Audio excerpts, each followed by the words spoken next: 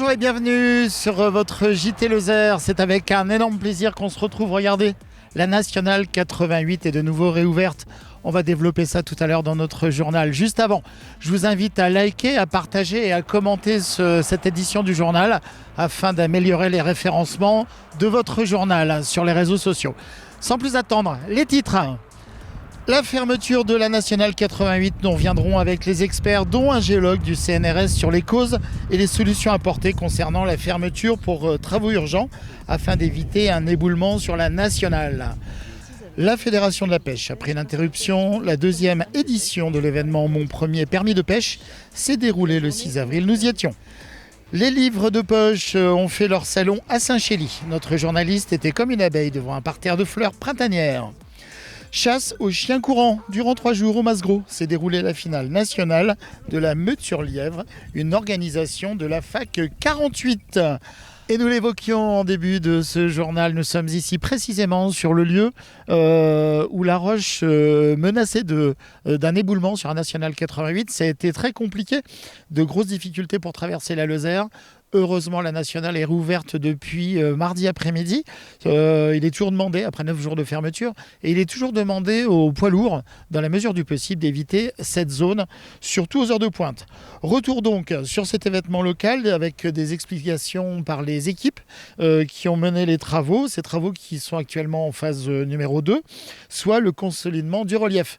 Nous aurons aussi le chercheur du Centre national scientifique Jacques Malavieille qui nous expliquera sur l'aspect structurel de la roche, le schiste, qui est en cause ici justement, et les raisons de ces mouvements au fil du temps.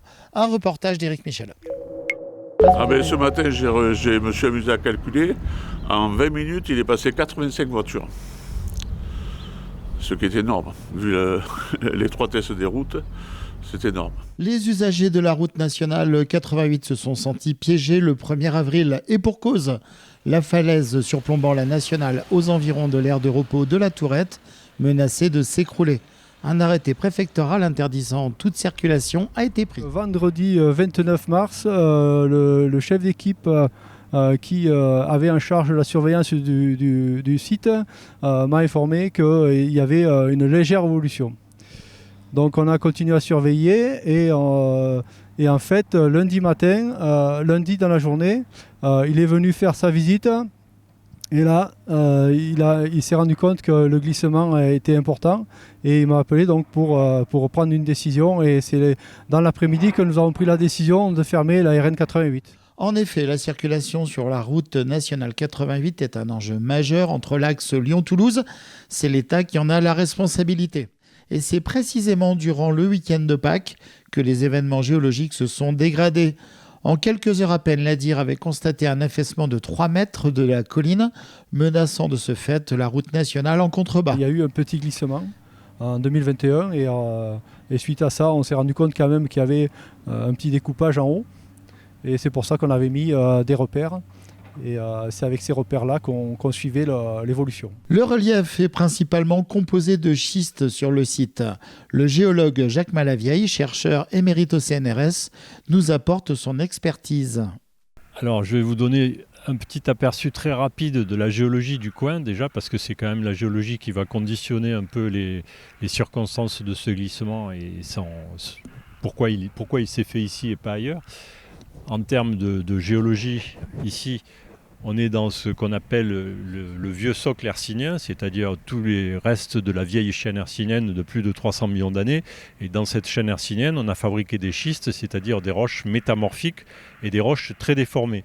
Et cette déformation, elle a modifié la roche pour lui donner ce qu'on appelle une schistosité, c'est-à-dire un feuilletage, un peu comme des feuillets d'un bouquin ou d'autre chose.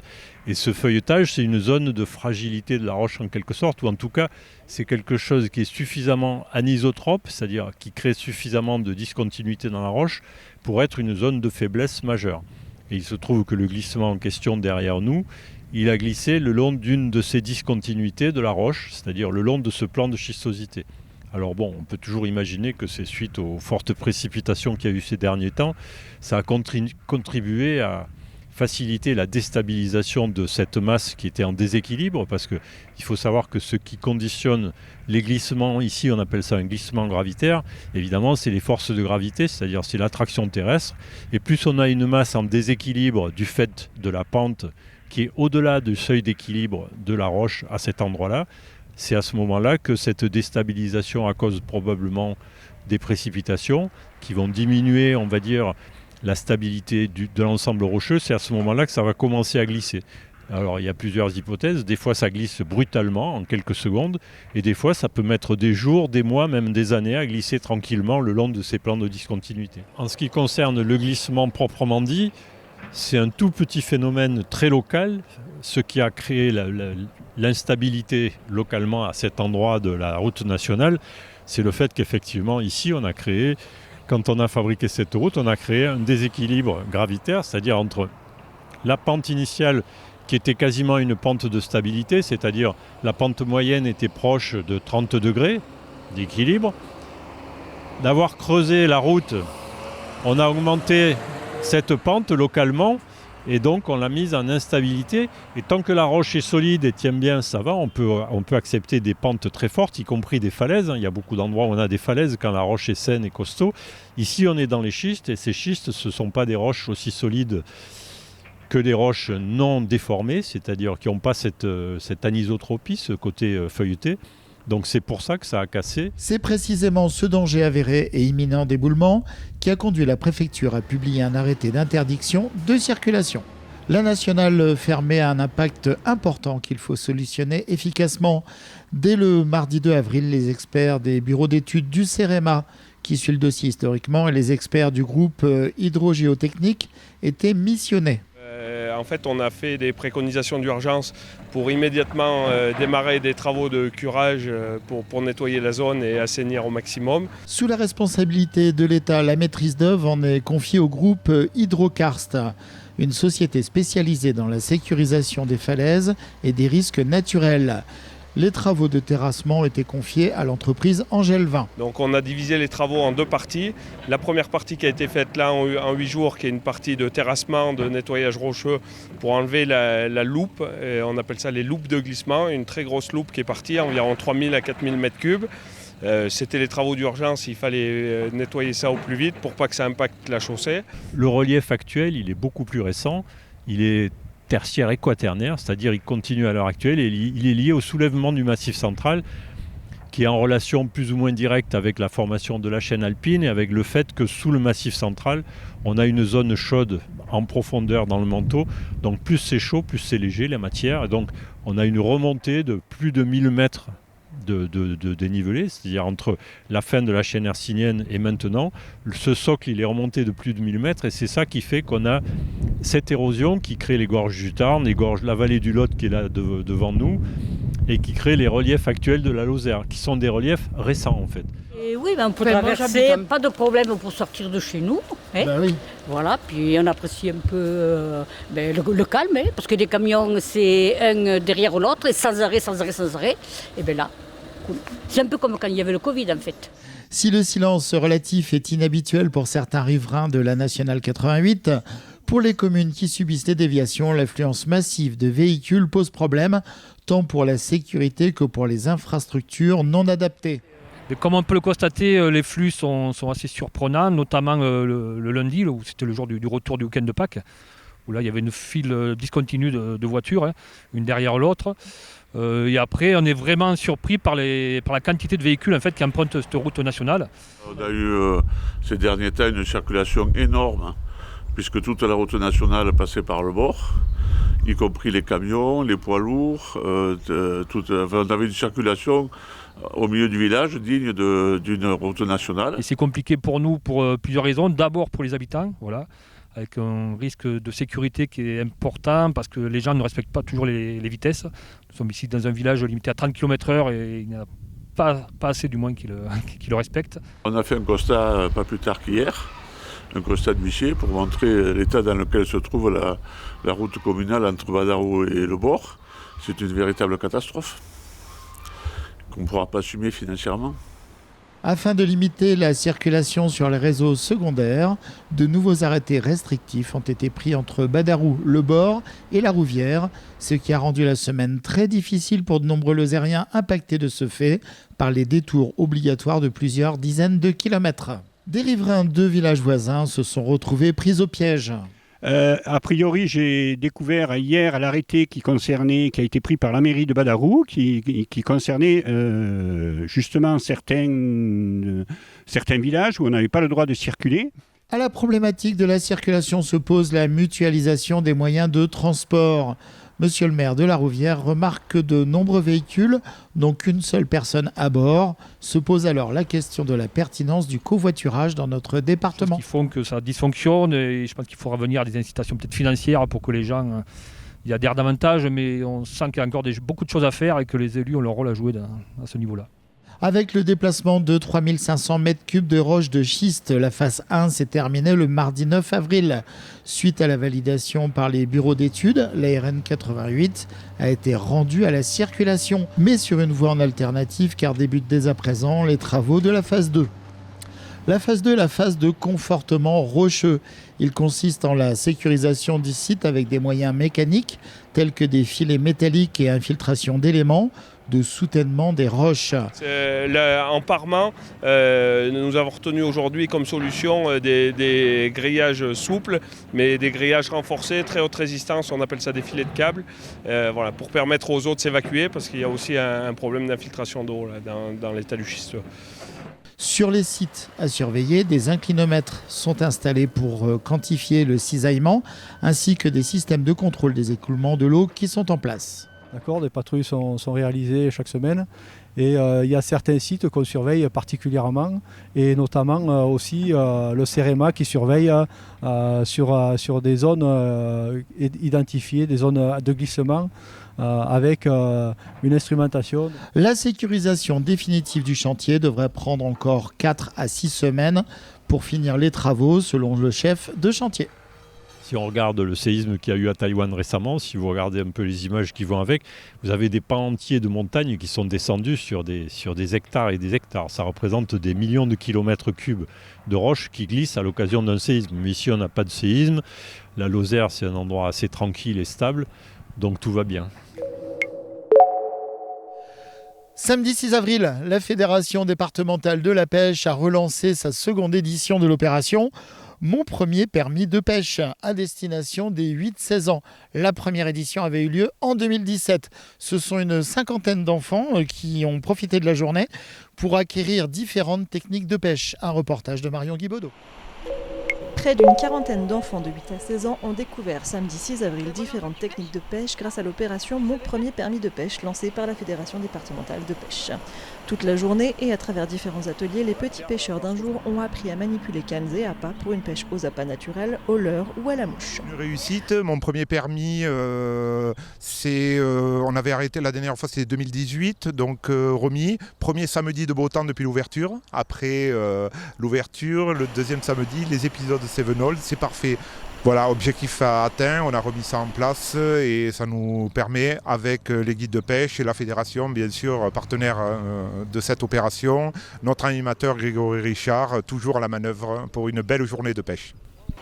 Pour la Fédération de pêche, cet événement dont la première édition a eu lieu en 2017 est l'occasion d'attirer de possibles futurs pêcheurs dans leur filet. Une manière aussi de s'assurer que ces pêcheurs sauront suivre les réglementations entourant cette activité, puisque les guides de pêche accompagnant les enfants ont distillé de nombreux conseils tout au long de la journée. Donc cette journée s'est découpée en deux parties. Une partie le matin où ils ont participé à un rallye, on va dire, 6 épreuves justement. Ils étaient par équipe de 8, où ils ont progressé tout au long des berges du Lot, là, sur les quais de la rue Beyrola, avec des ateliers espèces, des ateliers réglementation, des ateliers nœuds. Il y avait un atelier bonne pratique, un atelier lancé, et le 6e, un atelier les petites bêtes de la rivière. Et l'après-midi ? Et donc l'après-midi, place à la pêche, puisque là, tous ces jeunes, donc au nombre de 44 je crois qu'ils sont, en groupe, toujours comme le matin, pratiquent 3 activités pêche, donc la pêche aux appâts naturels, la pêche au lancer et la pêche à la mouche. Et donc ils sont accompagnés de 6 guides de pêche. Et pour s'assurer que les petits pêcheurs ne rentrent pas bredouille, la fédération de pêche avait organisé un lâcher en amont de l'événement. Si les enfants ont attrapé des truites tout au long de la journée, ils les ont relâchés à chaque fois. Mais les sourires, eux, sont restés accrochés au visage des jeunes pêcheurs et de leurs familles venus les encourager. Alors, il y a déjà de très très bons pêcheurs, hein, et puis il y en a qui découvrent. Ils sont venus ce matin avec les parents. Les parents reviendront après 16 heures. Et de futurs pêcheurs pour la Lozère.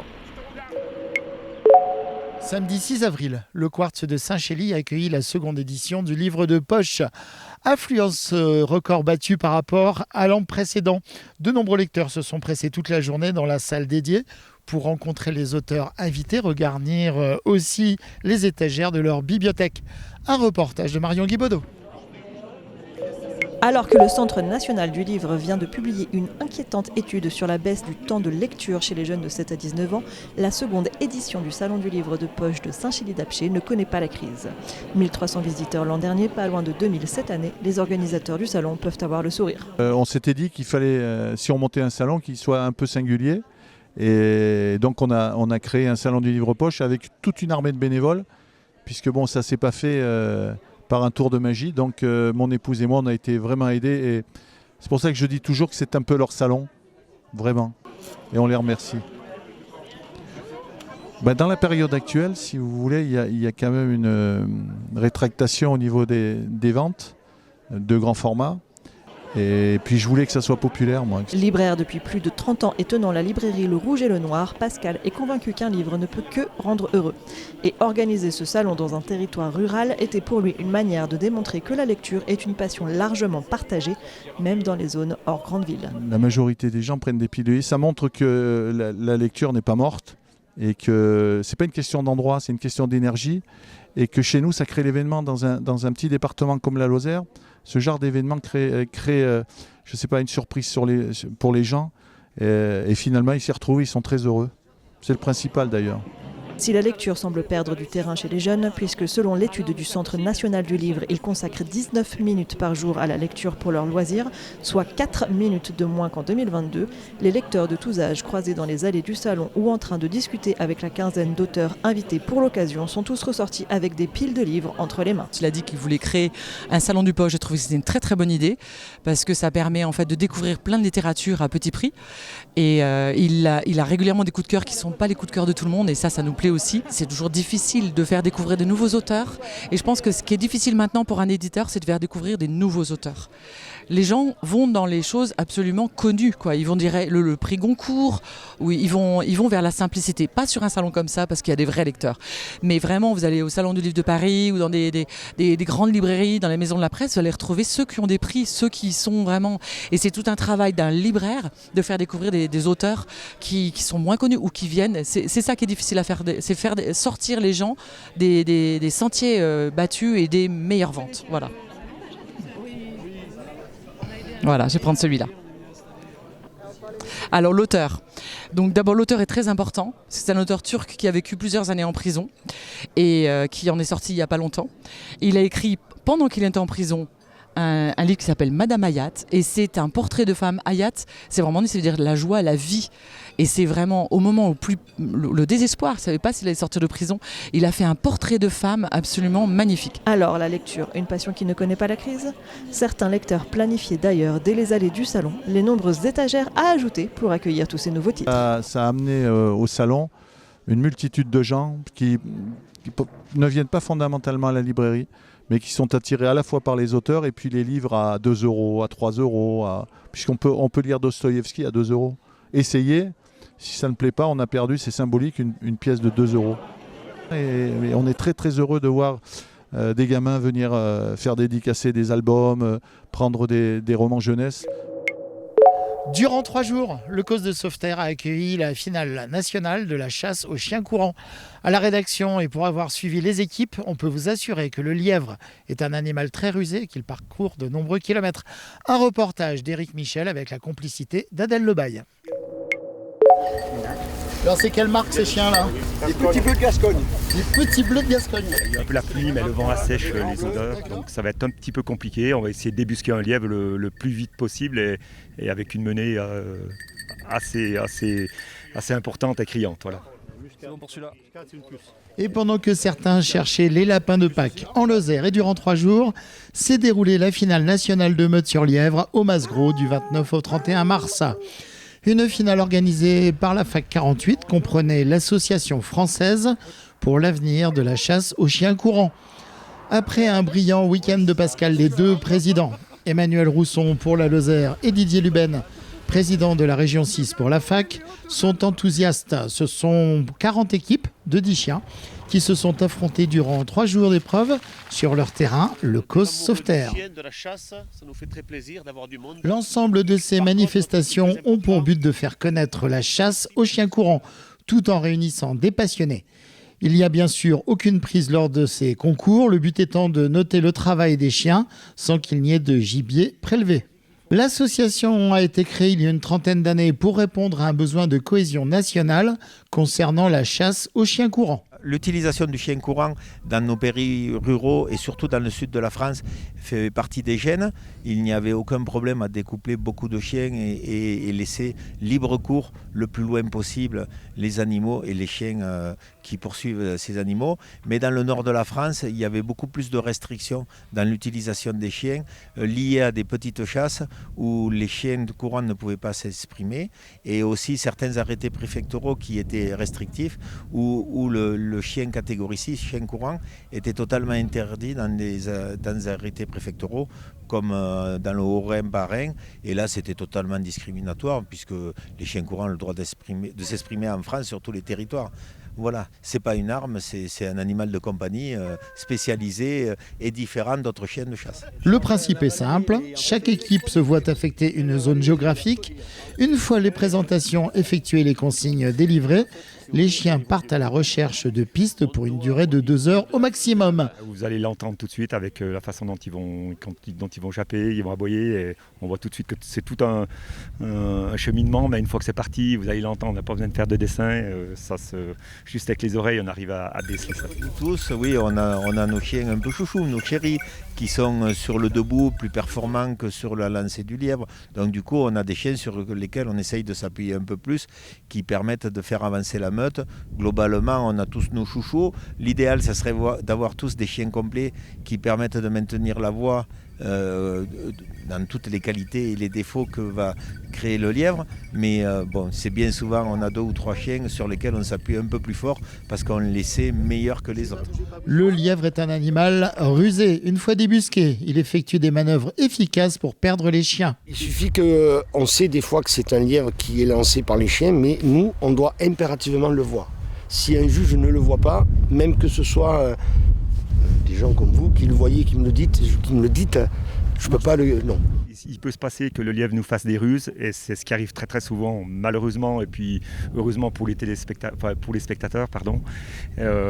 Donc des fois on appelle ça un défaut. Donc le lièvre a fait une ruse et donc ça met quelques temps pour à nouveau relancer le lièvre, retrouver le lièvre. Donc ça peut se passer peut-être une dizaine de fois dans 2 heures de concours. Donc c'est ça. Des fois c'est un peu frustrant, mais ça fait partie de la chasse et c'est ce qui fait aussi le charme de la chasse, en tout cas du lièvre. Chaque meute est composée de 10 chiens et les races ont été déterminées quant à elles par Marcel Voileau par différentes catégories. Des grands ou des petits bleus de Gascogne, des beagles ou alors des griffons ou encore même une multitude d'autres déclinaisons comme les célèbres lévriers. Dans une meute, plusieurs générations de chiens courants se côtoient. Les jeunes apprennent auprès des adultes expérimentés. On dit, avec les anciens chiens qui sont créancés. Et qui sont encore une voix unique au lièvre. Donc les jeunes chiens viennent derrière ces anciens. Alors c'est pas toujours facile parce qu'ils ont tendance un peu à s'égarer sur d'autres animaux. Et ça peut être pas obligatoirement un lièvre. Donc avec les jeunes, il faut être méfiant, il faut être vigilant. Et puis les laisser sous la voie du lièvre le plus longtemps possible, enfin le plus vite possible. Il faut combien de temps pour avoir un chien à peu près efficace? Déjà au bout de 6 mois, déjà ils ont des... Au bout de de 5 mois, déjà on voit bien les tendances, les orientations des chiens. Les épreuves se déroulent sous le contrôle de 5 juges affectés à chacune des équipes. Les chiens doivent obéir sans être soumis. L'objectif attendu de la meute est de lever un lièvre. Pour que la session soit validée, au moins un des juges doit apercevoir par lui-même le gibier. Il y a eu très peu de rapprochés. Le lièvre a été lancé de suite. Mais par contre, c'est dans la menée où l'on marque le début de la menée. Dès qu'il y a un défaut, on reprend une note. 2 minutes plus tard, on continue à noter. S'il y a eu un défaut de plus de 2 minutes, on va lui retrancher de son temps de menée. Et on a fait des comptes comme ça au fur et à mesure de l'avancement de sa prestation pour essayer d'avoir le temps de menée le plus long possible, mais qui soit juste et véridique par rapport au défaut qui a eu lieu. Tout est noté, la qualité des chiens, le travail. Il y a des points par le rapproché qu'on appelle, c'est-à-dire arriver à trouver la voie et arriver au gîte pour lancer l'animal. Voilà. Tout est noté de A à Z en fait. Si un chien, mettons, ne chasse pas, bon voilà, il perd des points, l'équipage perd des points.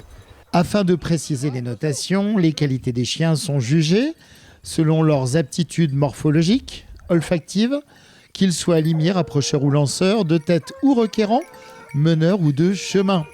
Parmi les critères qui contribuent au classement, les qualités de gorge sont aussi appréciées, qu'ils soient hurleurs, claironnantes, criantes, sifflantes ou flûtées. C'est pas mignon, non ?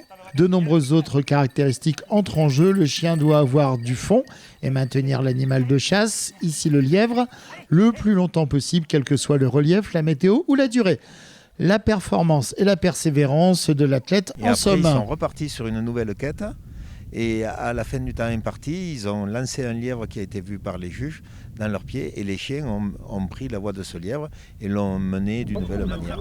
Une finale de chiens courants qui s'est terminée après 3 jours intenses de concours sur les terres lozériennes. Au terme des notations, c'est l'équipe David Borne et Daniel Breuil, la meute de la fac du Cantal, qui ont remporté le concours national. Le tout sous le signe affiché de la bonne humeur joviale des participants et des 120 bénévoles qui ont œuvré pour la réussite des épreuves. Strictement amateur, pour l'amour du chien courant, pour l'amour de la rencontre et voilà, et le plaisir d'être ensemble. Je vous rappelle que vous êtes bien sur votre JT Lozère. N'hésitez pas à liker et à partager cette édition du journal. Je vous propose à présent de découvrir les brèves. Au chapitre, la journée du 4 avril était consacrée aux Jeux Olympiques. Le but étant de faire gagner des places pour les vrais JO à 32 des 300 élèves de CM1 et CM2 des écoles publiques et privées de Mende. Pour l'occasion, différentes épreuves se sont déroulées. En premier lieu, en classe, avec des épreuves de culture générale, du français et des maths. Puis sur le terrain, durant toute la journée, avec des séries d'épreuves qui se sont succédées, les élèves des établissements scolaires avaient été mélangés au préalable en équipe de 8. Des courses, du lancer, des sauts et même du sport nautique avec du kayak. Après la pause déjeuner, un flash mob au rythme brésilien a été organisé, suivi de la composition des anneaux olympiques par les 300 enfants. L'objectif au-delà des médailles est aussi de faire gagner à son équipe des places pour se rendre au Stade de France fin juillet lors des finales des épreuves olympiques de rugby à 7.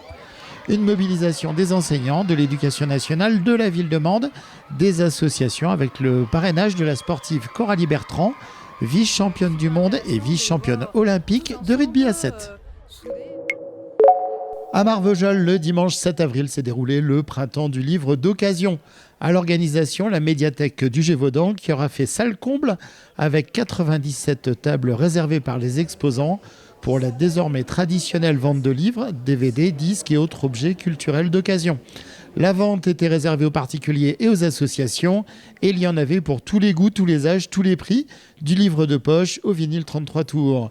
Les visiteurs se sont plongés dans les bacs avec engouement et les organisateurs mettaient même leur micro à disposition pour trouver le titre du livre tant convoité.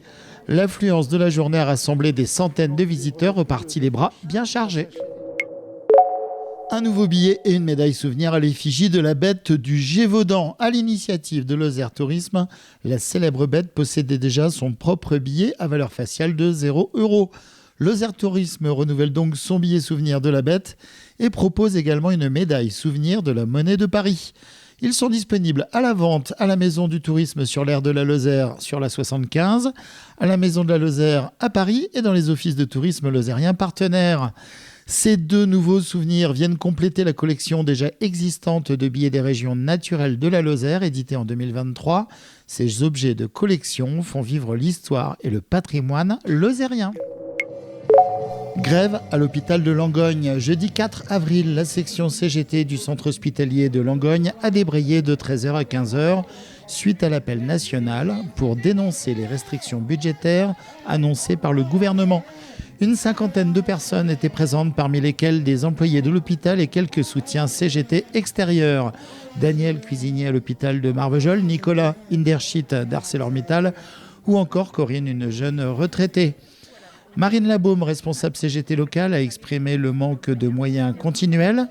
Tous les services sont atteints, plus de travail, moins de personnel et pas d'augmentation.